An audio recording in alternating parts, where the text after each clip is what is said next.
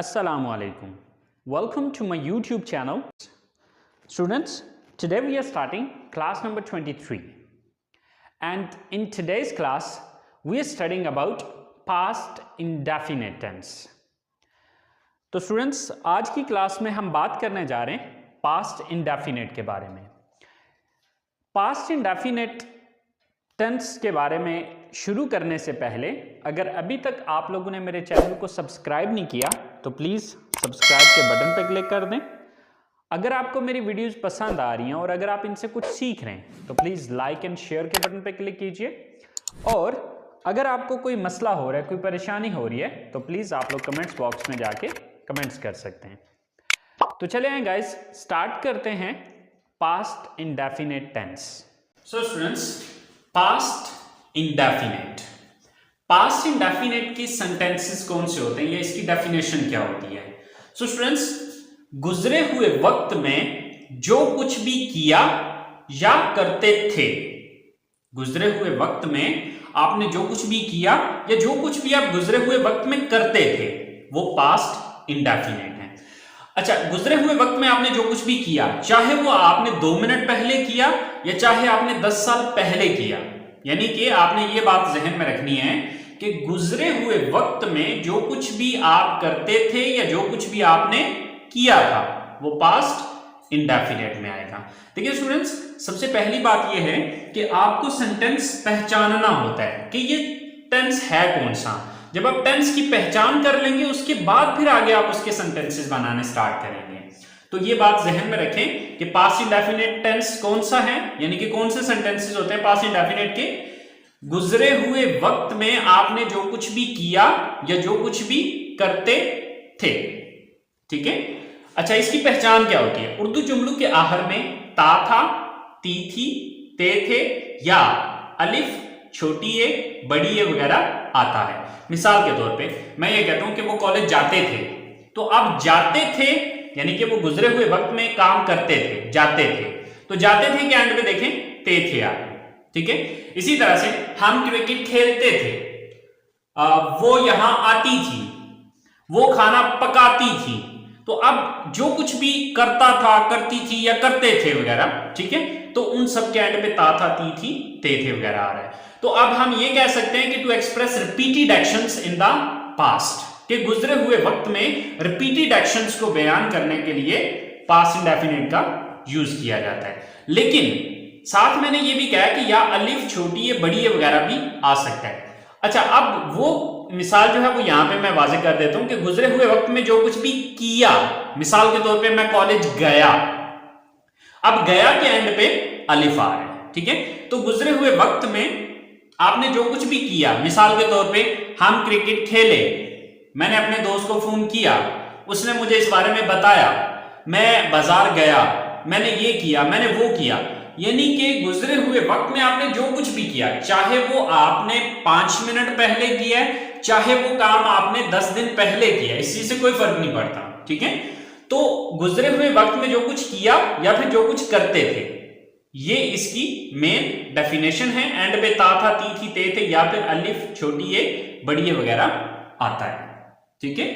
तो I hope so आपको इसकी डेफिनेशन और इसकी पहचान की समझ आ गई होगी। गुजरे हुए वक्त में आपने जो कुछ भी किया या जो कुछ भी आप करते थे, मिसाल के तौर पे मैं ये कहता हूं, मैं घर आया, मैंने कपड़े तब्दील किए, मैंने खाना खाया, मैंने अपने दोस्त को बुलाया, मैंने टीवी देखा, मतलब आपने जो कुछ भी किया वो सब क्या है? वो पास्ट इंडेफिनेट है। अच्छा, अब इसकी स्ट्रक्चर क्या होगी? तो स्टूडेंट्स, एक रूल आपको बताने जा रहा हूं, अब ये रूल अपने जहन में रखिएगा। अब नेक्स्ट जितने भी हम टेंसेस यानी कि 12 ब्रांचेस हैं इनकी जो टोटल बनती हैं, ठीक है, इन 12 की 12 ब्रांचेस में यही एक रूल अप्लाई हो रहा होगा, ठीक है। अब वो रूल क्या है? रूल ये है कि प्रेजेंट में हम वर्ब की फर्स्ट फॉर्म यूज करते हैं, पास्ट में हम सेकंड फॉर्म यूज करते हैं और फ्यूचर में फर्स्ट फॉर्म से पहले विल लगाया जाता है। ये बात अपने दिमाग में बैठा लें। अब तीसरी ब्रांच जब हम फ्यूचर की डिस्कस करेंगे वहां पर ये सारा प्रैक्टिकली करके मैं आपको दिखाऊंगा कि ये किस तरह से हुआ, ठीक है। तो मैं एक दफा फिर रिपीट कर रहा हूं, प्रेजेंट में फर्स्ट फॉर्म, पास्ट में सेकंड फॉर्म और फ्यूचर में फर्स्ट फॉर्म के साथ विल का वर्ड यूज किया जाता है। ठीक है, तो अब यहां पर अगर हम पास्ट और प्रेजेंट दोनों को मतलब दोनों की स्ट्रक्चर को देखें तो आपको फर्क सिर्फ इतना नजर आएगा कि प्रेजेंट में हम subject plus first form plus object और ही शी इट के साथ यहां पर ऐसी है यस का भी इजाफा था। ठीक है, लेकिन पास्ट में बाकी सब कुछ तो वही है, फर्क सिर्फ इतना आया है कि फर्स्ट फॉर्म की जगह पे यहां पर हमने सेकंड फॉर्म लगा दी है। ठीक है, first of all subject plus second form of the verb and then object. अच्छा, अब कुछ स्टूडेंट्स ऐसे भी होंगे कि जिनको वर्ब की फॉर्म्स का शायद ना पता हो। ठीक है, अब देखिए जैसे कि बचपन में शायद आपने 6th क्लास में या 7th क्लास में अगर आपने पढ़ा हो तो आपको वर्ब की फॉर्म्स पढ़ाई गई होंगी, जैसे कि go, went, gone, come, came, come, learn, learned, learned, speak, spoke, spoken. तो यानी कि इस तरह से ये वर्ब की फॉर्म्स होती हैं। अब ये वर्ब की फॉर्म्स भी इंशाल्लाह मैं 1-2 दिन तक इनका भी स्टार्ट करूंगा, इसकी भी अलग से जो है वो मैं वीडियोस बना दूंगा और आप उनको सीख लीजिएगा, उनको याद कर लीजिएगा। ठीक है, वर्ब की फॉर्म्स आपको याद करनी पड़ेंगी, बट उसके लिए मैं अलग से लेक्चर बना दूंगा और वो भी आप जो है वो साथ साथ वो भी अटेंड करते रहिएगा, वो भी देखते रहिएगा और साथ जो है वो हम टेंसेस और अपनी जो ग्रामर है उसको भी कंटिन्यू रखेंगे। ठीक है, तो चलें अब हम कुछ सेंटेंसेस जो हमने 3 एग्जांपल्स लिखी हुई हैं इन 3 सेंटेंसेस को बना के जरा देख लें। जैसे कि हमने अपनी क्लास ली या हम अपनी क्लास लेते थे। अब इंग्लिश ये 2 हो सकती हैं, लेकिन इसकी जो उर्दू है इसकी ये 2 हो सकती हैं। इसका तर्जुमा जो है वो ये दोनों का सेंस जो है वो इंग्लिश में एक ही सेंटेंस देगा, यानी कि चाहे ये उर्दू हो चाहे ये उर्दू हो, इन दोनों सूरतों में जो मैं इंग्लिश सेंटेंस बनाऊंगा वो सेम ही बनेगा। ठीक है, तो जैसे कि सबसे पहले हमें क्या लेना है, सब्जेक्ट। तो सब्जेक्ट यहां पर कौन है, हमने अपनी क्लास ली या हम अपनी क्लास लेते थे। तो ये काम कौन करता था, हम। तो हम की इंग्लिश क्या है, we. Then second form of the verb. अब देखना ये कि काम कौन सा यहां पे, तो काम है यहां पे क्लास लेना। तो लेना की इंग्लिश होती है टेक और टेक की सेकंड फॉर्म क्या है, टुक। ठीक है, टेक, टुक, टेकन। तो यहां पर मैं सेकंड फॉर्म लगा रहा हूं, टुक, वी टुक। अपनी क्लास यानी कि तीसरी चीज क्या है, ऑब्जेक्ट। हमने क्या लिया, अपनी क्लास ली, so we took a class, we took a class. हमने अपनी क्लास ली, या यही सेंटेंस जो है वो ये भी मतलब दे रहा होगा कि हम अपनी क्लास लेते थे। राइट, अब इसके बाद हमारा सेकंड सेंटेंस है, उन्होंने हमें अपनी सालगिरह पर सालगिरह की पार्टी पर दावत दी, या फिर वो हमें सालगिरह की पार्टी पर दावत देते थे। ठीक है, अब दोनों सूरतों में इंग्लिश सेंटेंस एक ही बनेगा। ठीक है, सो यहां पर सबसे पहले सब्जेक्ट कौन है, उन्होंने या फिर वो। ठीक है, तो वो ज्यादा है, so they. Then second form of the verb. तो यहां पे देखना वर्ब क्या है, काम कौन सा करते थे, वो दावत देते थे। तो दावत देना की इंग्लिश होती है इनवाइट, इनवाइट, इनवाइटेड, इनवाइटेड। अब इनवाइटेड, इनवाइटेड इसकी सेकंड और थर्ड फॉर्म है। ठीक है, तो इनवाइट की सेकंड फॉर्म यहां पर लग जाएगी invited.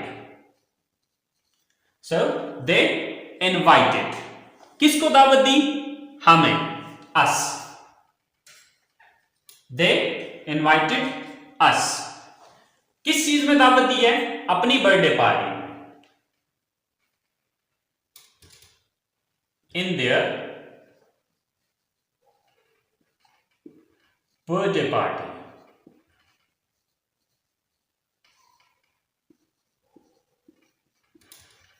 So they invited us in their birthday party. उन्होंने हमें अपनी सालगिरह की पार्टी में दावत दी, या वो हमें अपनी सालगिरह की पार्टी में दावत देते थे। इंग्लिश सेंटेंस एक ही बनेगा, अब इसके मतलब ये दोनों हो सकते हैं। ठीक है, लास्ट सेंटेंस है हमारे पास कि उन्होंने शाम को अपना काम खत्म किया, या वो शाम को अपना काम खत्म करता था। उसने शाम को अपना काम खत्म किया, या वो शाम को अपना काम खत्म करता था। अब चाहे ये सेंटेंस बनाए चाहे ये सेंटेंस बनाए, इन दोनों की इंग्लिश एक ही होगी, ठीक है। तो सब्जेक्ट कौन है यहां पर? वो, यानी कि वो एक लड़का है, सो ही। वर्ब क्या है यहां पर? खत्म करना, ठीक है, खत्म करना या खत्म किया। तो खत्म करना की इंग्लिश होती है फिनिश, ठीक है। अब फिनिश की सेकंड थर्ड फॉर्म क्या होती है? फिनिश, फिनिश्ड, फिनिश्ड, ठीक है। सो सेकंड फॉर्म लग जाएगी फिनिश्ड। ही फिनिश्ड, उसने खत्म किया या वो खत्म करता था। क्या खत्म करता था? अपना काम, हिज वर्क। ही फिनिश्ड हिज वर्क। कब? शाम को, in the evening.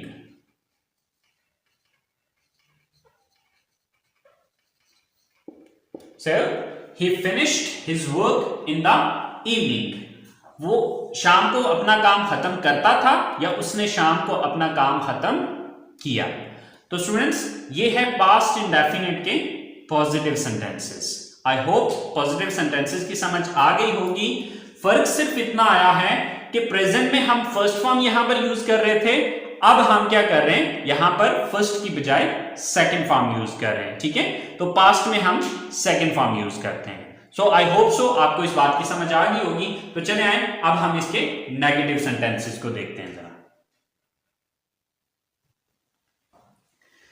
So students, past indefinite के नेगेटिव सेंटेंसेस की स्ट्रक्चर क्या है? Subject plus did not plus first form plus object, right. अच्छा, अब इस स्ट्रक्चर को देख के आपके जहन में एक सवाल आ रहा होगा, और वो सवाल ये आ रहा होगा कि अब यहां पर फर्स्ट फॉर्म क्यों होगी है? सर आपने तो ये चीज बोली थी कि पास्ट में सेकंड फॉर्म आएगी। तो बच्चे सेकंड फॉर्म अभी भी आ रही है, लेकिन वो सेकंड फॉर्म कहां पे आ रही है? ये आ रही है, ठीक है। अब डिड किस चीज की सेकंड फॉर्म है? असल में डिड जो है ये डू की सेकंड फॉर्म है। अब देखें, अगर आप प्रेजेंट इंडेफिनिट के सेंटेंसेस को देखें तो वहां पे हम क्या यूज कर रहे थे? Do, right, do not. अब चूंकि ये पास्ट है, तो जैसे कि मैंने एस का इजाफा करने का आपको बताया था कि जब हम नेगेटिव बनाते हैं तो वो एस यहां से खत्म करके डू के साथ एस लगा रहे थे, ठीक है। तो अब डू के साथ एस क्यों इजाफा कर रहे थे या यहां पर हमने क्यों लगाया था? वो रूल ये था कि जुमले के अंदर आने वाला पहला जो वर्ब है, चाहे वो हेल्पिंग वर्ब है चाहे वो रियल वर्ब है, वो इजाफा उसके साथ हमें करना था, ठीक है। तो अब जब पॉजिटिव सेंटेंस था तो उसमें क्या था? Subject plus first form. तो यानी कि जो पहला वर्ब आ रहा था वहां पे फर्स्ट फॉर्म आ रही थी, ठीक है। रियल वर्ब जो है वो फर्स्ट फॉर्म थी, इसलिए वहां पे हमने एस लगाया था। लेकिन जब हमने उसका नेगेटिव बनाया तो नेगेटिव में हमने क्या किया? Subject plus do not plus first form plus object. तो अब पहला वर्ब जो है वो, चाहे डू जो है ये हकीकत में हेल्पिंग वर्ब है, ठीक है। लेकिन हेल्पिंग वर्ब के साथ, चाहे वो रियल वर्ब है चाहे इसको कहते हैं रियल वर्ब, वो ये होता है हेल्पिंग वर्ब, ठीक है। तो अब हेल्पिंग वर्ब जो पहला आ रहा था उसी के साथ वो हमने इजाफा करके डू की जगह हमने डज बनाया था ही शीट के साथ, ठीक है। इसी तरह से अब जब सेकंड फॉर्म ऑलरेडी हमने डू की जगह डिड कर दी है तो फिर अब ये फिर सेकंड फॉर्म नहीं होगी, क्योंकि ग्रामर का रूल ये है कि सेकंड फॉर्म जुमले में सिर्फ एक ही दफा आ सकती है। सेकंड फॉर्म जुमले में दो बार नहीं आ सकती। तो जब डिड ऑलरेडी सेकंड फॉर्म हो चुकी है तो अब फिर यहां पर हम सेकंड फॉर्म यूज नहीं करेंगे। आई होप आपको ये बात समझ में आ गई होगी। तो चले अब इसके जो हमने 3 सेंटेंसेस इसकी एग्जांपल में लिखे उनको बना के जरा देख लेते हैं। मैंने यहां खाना नहीं खाया या मैं यहां खाना नहीं खाता था, ठीक है। सब्जेक्ट कौन है यहां पे? मैं, so I. Then did not, I did not। Verb क्या है? खाना खाना, eat। अब यहां पर मैं इसको ऐड नहीं करूंगा। हां, अगर ये पॉजिटिव सेंटेंस होता, did not ना आ रहा होता तो फिर मैं इसको ऐड कर देता, ठीक है। I did not eat, right? I did not eat। क्या खाने की बात हो रही है? खाना। I did not eat the food। यहां पर here। I did not eat the food here. अच्छा, अब अगर किसी स्पेसिफिक खाने की बात हो रही है, मतलब ब्रेकफास्ट या लंच या डिनर, तो फिर आप इसकी जगह पे लंच, डिनर वगैरह आप अपने हिसाब से लगा सकते हैं, ठीक है। लेकिन अब चूंकि इस सेंटेंस से मुझे ये वाज़ेह नहीं है कि ये दोपहर के खाने की बात हो रही है, रात के खाने की बात हो रही है या सुबह नाश्ते की बात हो रही है, इसलिए यहां पर मैं उनमें से कुछ भी नहीं लगा रहा, मैंने सीधा सीधा ईट द फूड लगा दिया, ठीक है। So I did not eat the food here, मैंने यहां पर खाना नहीं खाया या मैं यहां पर खाना नहीं खाता था। अच्छा, सेकंड सेंटेंस है सोफिया बाजार नहीं गई या सोफिया बाजार नहीं जाती थी। सो सब्जेक्ट कौन है? सोफिया। देन डिड नॉट, और डिड नॉट का शॉर्टकट होता है didn't, okay. Sophia did not या डिडंट, वो क्या यहां पे जाना, go. Sophia did not go, कहां जाने की बात हो रही है? बाजार, टू बाजार। Sophia did not go to बाजार, सोफिया बाजार नहीं गई या सोफिया बाजार नहीं जाती थी। लास्ट सेंटेंस है हमारे पास, हमने मैच नहीं देखा या हम मैच नहीं देखते थे। हमने मैच नहीं देखा या हम मैच नहीं देखते थे। सब्जेक्ट कौन है? हम, वी। देन सेकंड थिंग क्या है? Did not, we did not, we did not. Verb क्या यहां पे? देखना, watch. We did not watch, क्या नहीं देखा? Match, the match. We did not watch the match, हमने मैच नहीं देखा या हम मैच नहीं देखते थे। तो स्टूडेंट्स, ये थे हमारे पास्ट इंडेफिनिट के नेगेटिव सेंटेंसेस। आई होप आपको ये बात क्लियर होगी।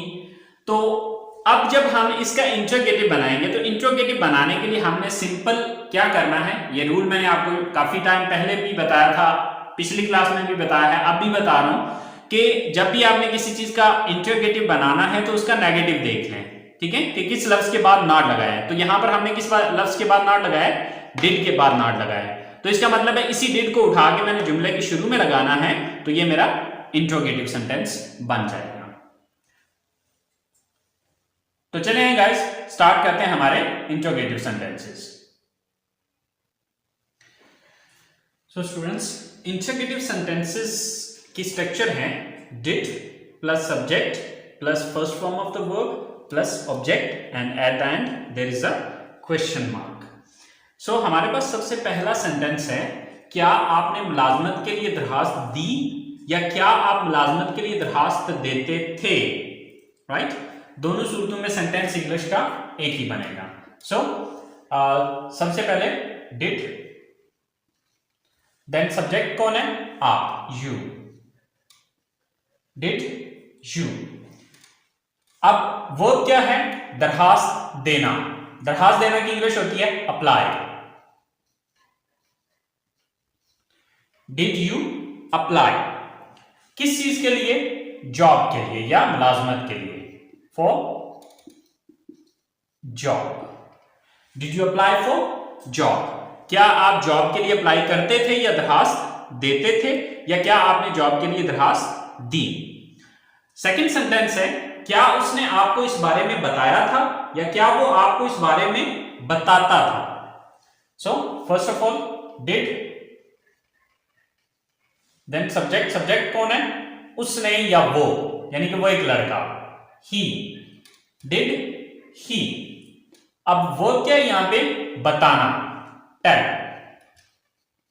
डिड ही टेल, किसको बताता था? आपको, you.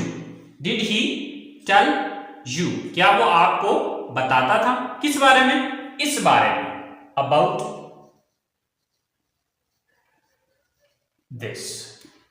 So did he tell you about this, क्या उसने आपको इस बारे में बताया या क्या वो आपको इस बारे में बताता था, राइट? लास्ट सेंटेंस है हमारे पास, क्या वो रोज आपको फोन करती थी? So subject did, sorry, first of all did, then subject कौन है? वो, यानी कि वो एक लड़की है। So did she. वर्ब क्या है यहां पे? फोन करना, कॉल। Did she call? किसको फोन करती थी? आपको, you. Did she call you? रोजाना, डेली।